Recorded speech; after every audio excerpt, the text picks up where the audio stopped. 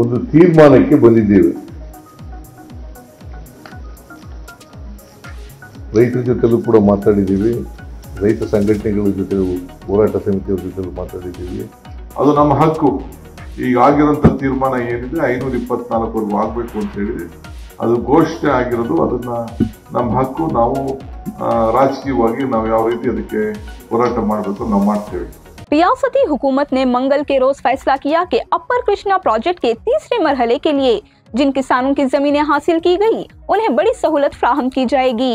वजीर आला सिद्धारमैया की सदारत में कैबिनेट के खुसूसी इजलास में फैसला किया गया कि खेती के काबिल जमीन के लिए फी एकड़ 40 लाख रुपये और खुश जमीन के लिए फी एकड़ 30 लाख रुपये मुआवजा दिया जाएगा।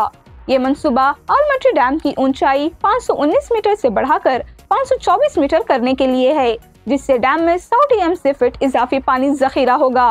इस मकसद के लिए 1,33,000 एकड़ जमीन ली जाएगी, जिनमें से 75,000 एकड़ पानी में डूब जाएगी। वजीर आला ने बताया कि नहर के लिए 51,000 एकड़ जमीन दरकार है, जिनमें से 23,000 एकड़ पर काम मुकम्मल हो चुका है। इसके लिए खेती के काबिल जमीन पर 30 लाख रुपये और खुश्क जमीन पर 25 लाख रुपये का मुआवजा दिया जाएगा। ये मुआवजा 3 माली सालों में अदा किया जाएगा। सिद्धारमैया ने कहा कि यह फैसला तारीखी है, क्योंकि पिछली बीजेपी हुकूमत ने 24 और 20 लाख रुपये फी एकड़ देने का ऐलान किया था, लेकिन किसानों ने इसे कबूल नहीं किया। इन्होंने ये भी कहा कि मंसूबे पर मजमूई तौर पर 70,000 करोड़ रुपए से ज्यादा लागत आएगी और हर साल तकरीबन 15 से 20,000 करोड़ रुपए खर्च होंगे। डिप्टी वजीर आला डी शिव कुमार ने कहा कि जमीन के हुसूल के लिए नई अथॉरिटी बनाई जाएगी, जिसकी सरबराही चीफ जस्टिस के मुकर्रर करदा जज करेंगे। इन्होंने कहा कि महाराष्ट्र के वजीर आला के पास कोई और रास्ता नहीं है और वो इस फैसले को कबूल करेंगे, जबकि तेलंगाना और आंध्र प्रदेश भी राजी होंगे। इसी दौरान शिव कुमार ने मंड्या जिले के लिए 1,970 करोड़ रुपए की मंजूरी का ऐलान किया। इन्होंने इसे तारीखी कदम करार दिया और कहा कि ये जिला के लिए सबसे बड़ी ग्रांट है। This third stage of Upper Krishna project will be awarded by the Tribunal number 2, Brijesh Kumar, in the year 2010, and it is also revision was taken place, and in 2013 it is finalized, but so far gazette notification has not been issued by the Government of India. In that award, from 5,019 meter to 5,024 519 meters.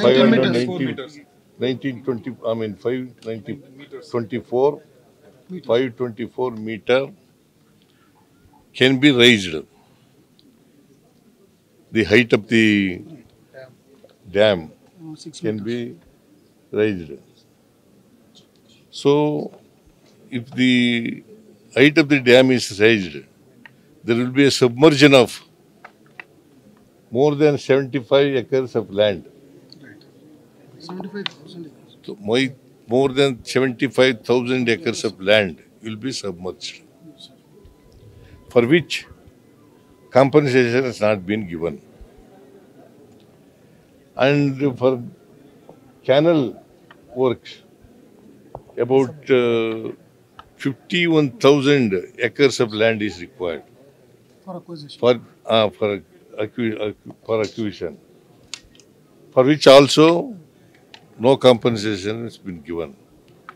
Today, the special cabinet meeting has been called to fix the rate of the submerged land and also the canal which is going to be farmed. So far as the submerged land is concerned, per acre, if it is a dry land, 30 lakh rupees per acre.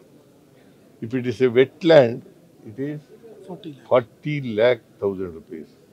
So far as the canals are concerned, about 51,000, more than 51,000 acres of land is required, for which 25,000 for dry land, 25 lakhs. 25 lakhs for dry land, and 30 lakhs for wetland. Is this Congress ಸರ್ಕಾರ ಬಂದ ತಕ್ಷಣ ಎಲ್ಲ ರೈತರ ಬದುಕಿಗೆ ಒಂದು ಹೊಸ ರೂಪವನ್ನು ಕೊಡಬೇಕು, ನೆನಗುದಿಗೊಂಡಂತ ಎಲ್ಲ ಯೋಜನೆಗಳನ್ನ ಸಂಪೂರ್ಣ ಮಾಡಬೇಕು ಅನ್ನೋದು ನಮ್ಮ ಸಂಕಲ್ಪ. ಸೊ ಏನ್ ಕೃಷ್ಣ ಅವಾರ್ಡ್ ಏನದನ್ನ ಪ್ರಕಟಣೆ ಮಾಡಬೇಕು ಅಂತ ಹೇಳಿ ನಾನು 4 ಬಾರಿ ಭೇಟಿಯನ್ನ ಮಾಡಿದ್ದೆ. ಮುಖ್ಯಮಂತ್ರಿಗಳು ಕೂಡ ನನ್ನ ಜೊತೆ ಬಂದು ಪಾಟೀಲ್ ಅವ್ರನ್ನ CR ಪಾಟೀಲ್ ಅವ್ರನ್ನ ಭೇಟಿ ಮಾಡಿ ಈ ಪ್ರಕಟಣೆ ಮಾಡಲೇಬೇಕು, ಯಾಕೆಂದ್ರೆ ನಾವು ಈಗಾಗಲೇ ಕೆಲವು ಭಾಗದಲ್ಲಿ ಕೆಲಸವನ್ನು ನಾವು ತೆಗೆದುಕೊಂಡಿದ್ದೇವೆ, ಇನ್ವೆಸ್ಟ್ಮೆಂಟ್ ಮಾಡಿದ್ದೇವೆ, ನೀರು ಎಕ್ಸೆಸ್ ನೀರೆಲ್ಲ ಕೂಡ ಸಮುದ್ರಕ್ಕೆ ಹೋಗ್ತಾ ಇದೆ ಅನ್ನೋದನ್ನು ನಾವು ಮಂದಟ್ಟು ಮಾಡಿ ಅವರು 2 ಬಾರಿ ಮೀಟಿಂಗ್ ಅನ್ನ ಫಿಕ್ಸ್ ಮಾಡಿದ್ರು. ಕಾರಣಾಂತರದಿಂದ ಒಂದು ಕಡೆ ಮಹಾರಾಷ್ಟ್ರದವರು, ಇನ್ನೊಂದು ಬಾರಿ ಆಂಧ್ರ ಪ್ರದೇಶದವರು ಈ ಮಧ್ಯಪ್ರವೇಶ ಮಾಡಿ ಅದನ್ನ ಮುಂದೂಡಲಾಯಿತು. ಗೆಜೆಟ್ ನೋಟಿಫಿಕೇಶನ್ ಮಾಡಲಿಕ್ಕೆ ಸಭೆ ಅವರು ತಾತ್ವಿಕವಾಗಿ ಅವರು ಒಪ್ಕೊಂಡಿದ್ರು. ಇದು ಜಿನೈನ್ ಕೇಸ್ ಇದೆ, ಈಗ ಅದೇ ಡಿಸಿಷನ್ ಆಗಿರೋದನ್ನ ಗೆಜೆಟ್ ನೋಟಿಫಿಕೇಶನ್ ಮಾಡಬೇಕು ಅಂತ. ಈ ಮಧ್ಯದಲ್ಲಿ ತಿರ್ಗಾ ನನಗೆ ಪತ್ರ ಕೂಡ ಬರೆದಿದ್ದಾರೆ, ಆತಂಕ ಪಡೋದು ಬೇಡ, ಮತ್ತೆ ಇನ್ನೊಂದು ದಿನ ನಿಗದಿಯನ್ನು ನಾವು ಮಾಡ್ತೀವಿ ಅಂತ ಹೇಳಿ. ಇದಕ್ಕೆ ನಾವು ಪೂರ್ವಕವಾಗಿ ನಾವು ಸಿದ್ಧತೆ ಮಾಡ್ಕೊಳ್ಳಿಕ್ಕೆ ಈಗಾಗಲೇ ನಾವು ತಯಾರಾಗಿದ್ದೇವೆ. ಈಗಾಗಲೇ ಬೆಳಗಾಂನಲ್ಲಿ ಒಂದು ಸಭೆಯನ್ನ ನಡೆಸಿ ಇದರ ಬಗ್ಗೆ ಎಲ್ಲ ಪಕ್ಷದ ನಾಯಕರುಗಳನ್ನ, ರೈತರುಗಳನ್ನ ಕೂಡ ಕರೆದು ಚರ್ಚೆಯನ್ನ ಮುಖ್ಯಮಂತ್ರಿ ಅಧ್ಯಕ್ಷತೆಯಲ್ಲಿ ಒಂದು ಸಭೆ ಕೂಡ ನಡೀತು.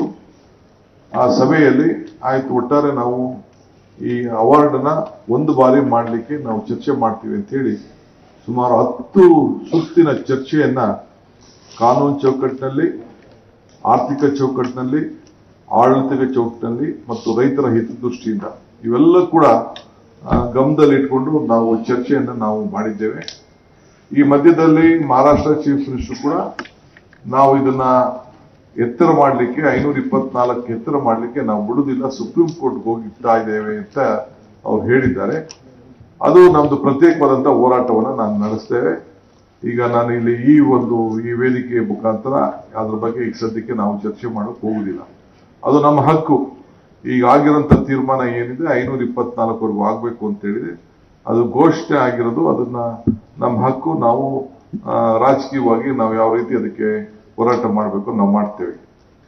ಈಗ ಬಂದಿರುವಂತ ವಿಷಯ ಏನಪ್ಪಾ ಅಂತಂದ್ರೆ, ಮಾನ್ಯ ಶ್ರೀ ಬೊಮ್ಮಾಯಿ ಅವರ ನೇತೃತ್ವದ ಸರ್ಕಾರ ಹಿಂದೆ ಅವರ ಕ್ಯಾಬಿನೆಟ್ ಸಬ್ ಕಮಿಟಿ ಅಲ್ಲಿ ಒಂದು ತೀರ್ಪನ್ನು ಮಾಡಿ ಒಂದು ಒಪ್ಪಂದದ 5 ತೀರ್ಪನ್ನ ದರಗಳನ್ನ ತೀರ್ಮಾನ ಮಾಡಬೇಕು ಅಂತ ಹೇಳಿ ಅವರು ಒಂದು ತೀರ್ಮಾನವನ್ನ ಮಾಡಿದ್ದಾರೆ. 25/1/2003 ಅವರು ಒಂದು ಆದೇಶವನ್ನು ಕೂಡ ಹೊರಡಿಸಿದ್ದಾರೆ. ಆ ಪ್ರಕಾರ 20 ಲಕ್ಷ ಎಕರೆಗೆ ಒಣಭೂಮಿಗೆ ಕೊಡಬೇಕು ಅಂತ ಒಂದು ತೀರ್ಮಾನವನ್ನ ಮಾಡಿದ್ದಾರೆ. ಅದಾದ ಮೇಲೆ 24 ಲಕ್ಷ ಬೇರೆಯವ್ರಿಗೆ ಕೊಡಬೇಕು ಅಂತ ಹೇಳಿ ಒಂದು ನೀರಾವರಿಗೆ ಕೊಡಬೇಕು ಅಂತ ತೀರ್ಮಾನ ಮಾಡಿದ್ದಾರೆ. ಇದನ್ನ ರೈತರು ಯಾರು ಒಪ್ಕೊಳ್ಳಿಲ್ಲ. ಈಗ ನಾವು ಅದಕ್ಕೆಲ್ಲ ಕೂಡ ಚರ್ಚೆಯನ್ನ ನಾವು ಮಾಡಿದ್ದೇವೆ. ಇವತ್ತು ಫೈನಾನ್ಷಿಯಲ್ ಕನ್ಸ್ಟ್ರೇಂಟ್ಸ್ ಕೂಡ ನಾವು ಮಾಡಿದ್ದೇವೆ.